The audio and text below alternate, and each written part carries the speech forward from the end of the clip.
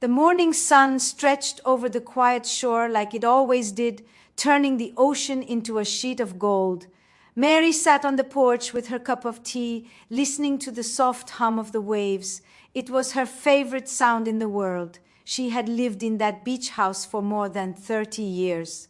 Every corner of it held a memory: the porch where she used to watch her husband paint the sunset, the kitchen where she baked cookies with her daughter Claire when she was little, the small garden where her dog Max used to run around chasing butterflies. It wasn't just a house to Mary, it was her home, her heart, her comfort. Claire had promised to come by that morning. Mary had baked her favorite blueberry muffins. She smiled as she set the tray on the table, thinking about how busy Claire always was, but how she still made time for her mom. She felt proud of her daughter. Claire had worked hard all her life. She had built her own business from nothing after her father passed away. Mary often said she had her father's fire and her mother's heart. The wind carried the scent of salt and seaweed through the open door.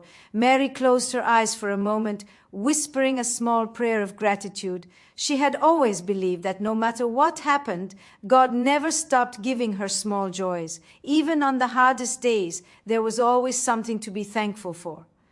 She heard the sound of a car pulling into the driveway. The tires rolled over the gravel in a slow, deliberate way. Mary smiled and stood up, brushing the crumbs from her hands. When she opened the door, Claire was already there, standing beside a man Mary didn't recognize. He was tall, in a neat suit, with a stack of papers in his hand.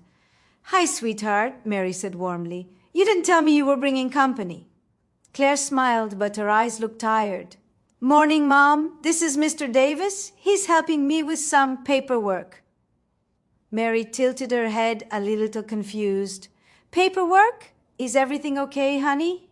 Claire hesitated. She took a deep breath and looked at her mother with eyes that seemed both nervous and sad. "Mom, we're going tomorrow. I've sold your beach house."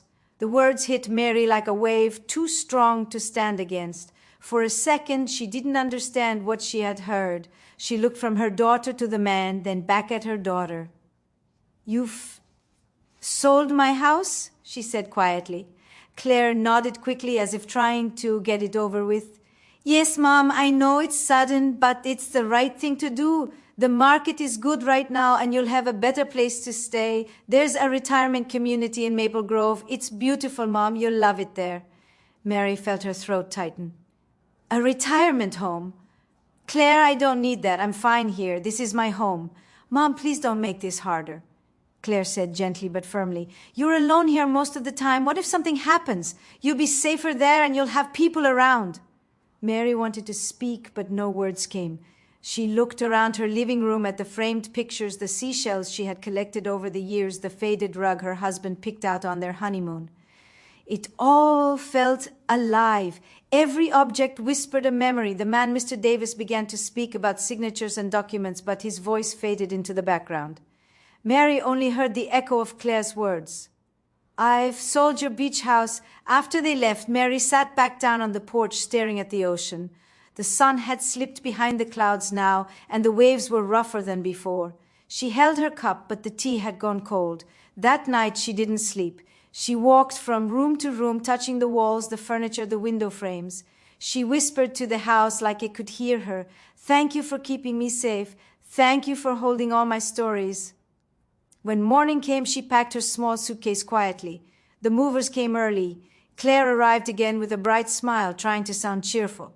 "It'll be an adventure, Mom," she said. "You'll meet people your age. There's even a garden there." Mary nodded. She didn't want to argue. She didn't want to make Claire feel guilty. Deep down, she knew her daughter meant well. Claire had always wanted to take care of her. But this wasn't what care felt like. This felt like losing a part of herself. As the car drove away from the beach, Mary looked back through the window. The house grew smaller and smaller until it was just a blur at the edge of the sea. Claire reached over and squeezed her hand. "It's going to be okay, Mom." Mary forced a small smile. "I know, sweetheart," but inside her heart she whispered something else. "I don't know how to say goodbye to the only place that ever felt like mine. The retirement community was tidy and calm. There were rows of white cottages and flowers planted neatly along the paths. Everyone smiled and greeted her politely, but Mary felt out of place. She missed the salty air, the sound of the tide against the shore. Nights were too quiet there. No waves, no wind, no sound of life. Days passed slowly. Mary started walking to the edge of the garden every evening just to watch the sky change colors. She would close her eyes and imagine she was back on her porch listening to the sea. Some nights she would whisper her husband's name softly, hoping he could still hear her somehow.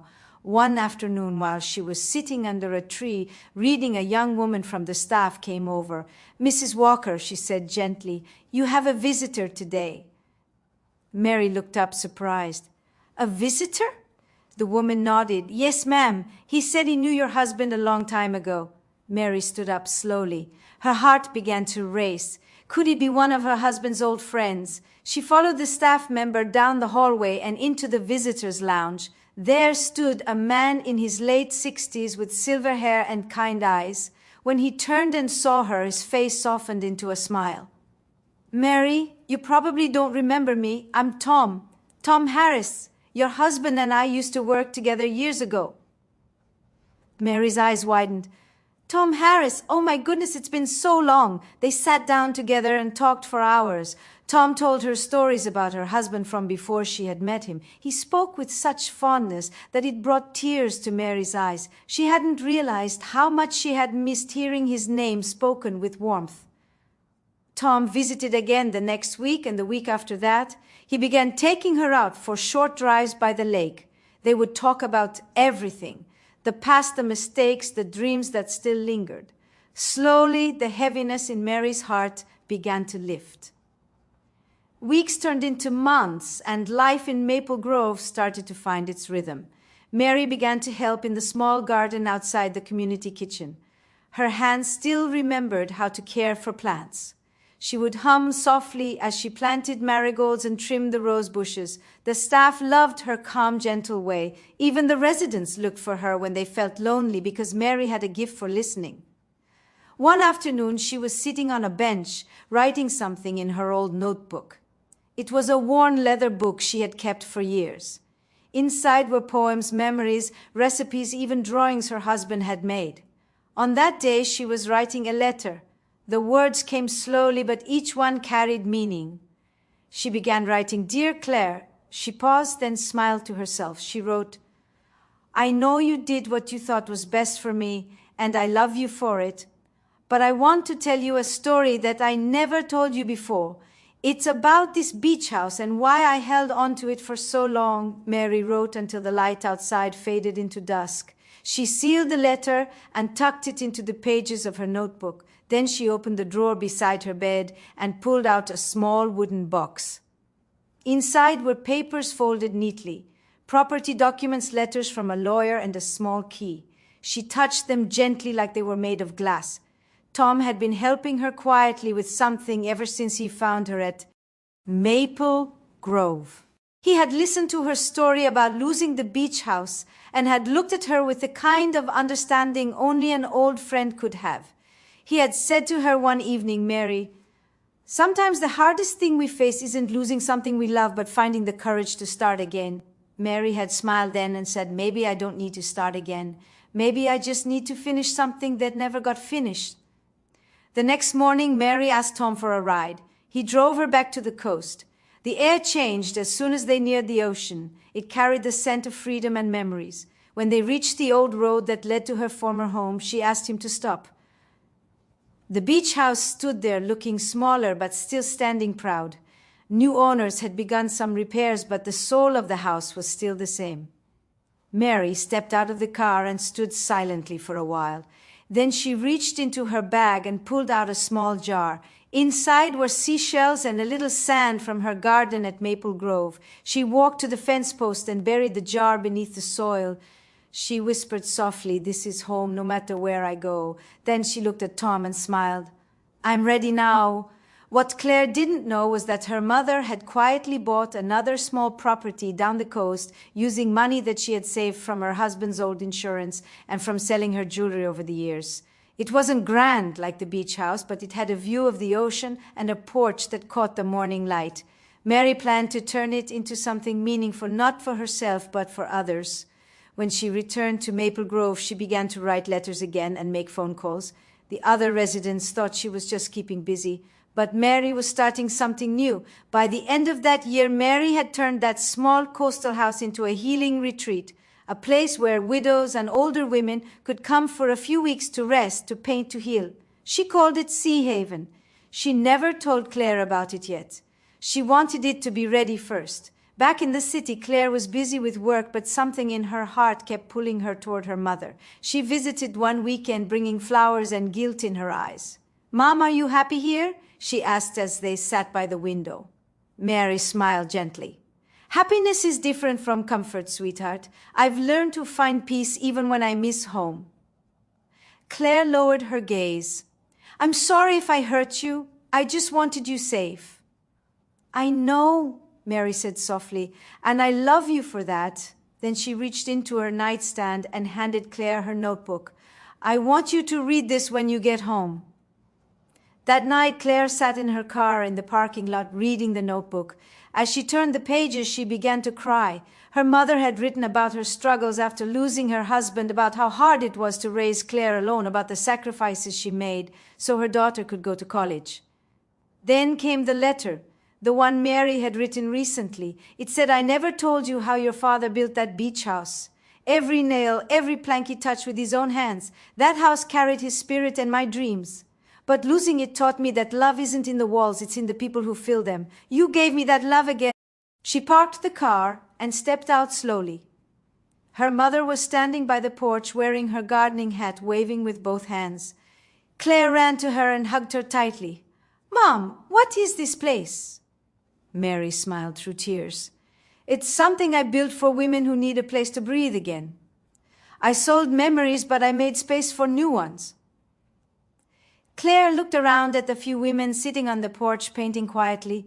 She saw warmth, joy, and life. The breeze that morning carried the smell of the sea and fresh paint. The little house looked alive now, with flowers blooming in every corner and laughter floating from the porch. Mary stood by the doorway watching the women who had come to stay. Some were widows, some had gone through divorce, some had simply lost their sense of belonging. But in that small place by the ocean, they found each other. They shared stories, made meals together, sang in the evenings, and sat in silence when words were too heavy. Mary believed that healing wasn't about forgetting. It was about remembering differently. It was about looking at pain and saying, "You no longer control me." Claire helped her mother set up small classes at Sea Haven, painting, music, yoga, and writing. They both worked side by side for weeks, and the more Claire watched her mother, the more she realized how strong she had always been. Mary didn't fight the world with anger. She fought it with grace. One afternoon, Claire found her mother sitting on the porch again, just like she used to at the old beach house. The sun was setting over the horizon, turning the water pink and gold. "You know, Mom," Claire said softly, "I think Dad would have loved this place." Mary smiled and looked at the sky. "I like to think he's here in the wind, in the waves, in the quiet moments when I can almost hear him laugh." Claire reached over and took her hand. "I thought I was doing the right thing when I sold the house. I thought safety meant comfort. But I forgot that home isn't just a roof." Mary squeezed her hand gently. "You did what you believed was best, and it led me here. Maybe we both needed to lose something to find what mattered." Days passed and Sea Haven began to grow. Local artists offered to volunteer. The town council gave Mary a small grant to expand the porch and add a few more rooms. Word spread quietly about the woman who had turned her grief into a place of hope. Reporters came to interview her, but she never spoke much about herself. She always said the same thing. "I just wanted women like me to know that life doesn't end after loss. It begins again in softer ways." Sometimes at night, Mary would sit alone and look at the stars. She would think about her younger self standing by the beach with dreams too big to fit in her hands. She smiled, knowing that somehow she had lived them all, just not in the way she expected. Then one autumn morning, Tom came by again holding a letter. His hair was whiter now, but his smile was still gentle. "You got mail," he said, handing it to her. Mary opened it slowly. It was from one of the first women who had stayed at Sea Haven months ago. The letter read, "Thank you, Mary. You saved me when I didn't think I could be saved. Because of you, I started painting again. Because of you, I found myself." Mary read it twice and pressed it to her heart. "That's enough for me," she whispered. A year later, Sea Haven celebrated its first anniversary. The little house was now full of color and music. Claire had left her city job and decided to stay near the coast to help her mother. They hosted an open day, inviting everyone from the town. There were lanterns strung across the yard and the smell of pie in the air. As the sun set, Mary stood before the crowd to say a few words. Her voice trembled a little at first, but grew steadier. "When I lost my home, I thought I had lost myself too. But now I know that home isn't a place. It's the hearts we touch, the kindness we give, the love we share. This place isn't mine alone. It belongs to, oh, every woman who ever thought she was too old or too tired to start again." The people clapped, and some wiped their eyes. Claire stood beside her mother, smiling proudly. Later that night, when the guests had gone and the lights were off, Mary walked down to the shore. The moon was high, the tide calm. She closed her eyes and felt the sand under her feet. It felt like coming home. She whispered softly into the wind, "Thank you for taking me where I needed to go." Claire came up behind her quietly and wrapped a shawl over her shoulders. "Cold out here, Mom," Mary nodded. "A little, but it feels right." They stood there together, watching the waves move in and out. For a moment there was only peace, and then Claire said something that made Mary smile through tears. "You know, Mom, when I told you I sold the beach house, I thought I was saving you, but what I didn't know was you were the one who would save me." Mary turned and hugged her daughter tightly. Neither spoke again. The ocean said everything for them. In the years that followed, Sea Haven continued to grow. Women from all over came to heal, to rest, to begin again. Mary became known as the quiet woman by the sea, who could turn sorrow into strength. Claire managed the retreat now, taking care of what her mother had built. And every morning when the sun rose over the water, the house glowed with light, as if the ocean itself was saying thank you. Mary never stopped believing that love has a way of finding new homes, even after the old ones are gone. Thanks for watching more stories. Subscribe my channel.